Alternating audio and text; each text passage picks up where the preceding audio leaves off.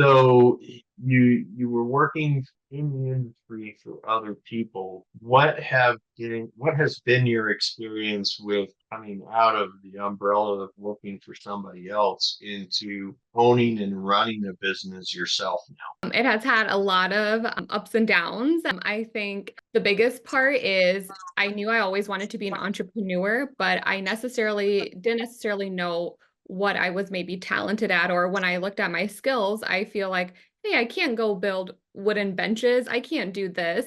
So it took a while for me that was over the course of years in schooling and just experience to figure out what I was actually good at. And marketing was kind of that piece. So in the back of my head, I always knew I wanted to own my business. So it was just a matter of time, I think, before taking those next steps and going full time. So I think the biggest thing that I noticed when I did take the leap of faith and was in the business day in, day out was just the freedom that I almost had of, hey, I can have a lunch meeting if I need to. And if it runs long, that's fine. Or, hey, I can go do these errands, whatever it may be. But then I knew I was also getting my work done. And sometimes if I work great at 2 a.m., awesome. Just having that flexibility was, I think, one of the biggest things I noticed. However, with that, there's definitely some of those misconceptions or maybe not so fun things of a quote I had written down is I quit my 9 to 5 so I can work for myself 24/7, which is what it feels like sometimes. And the other part too, for me, that was really hard was kind of turning it off. I would say it took a while for me to learn how to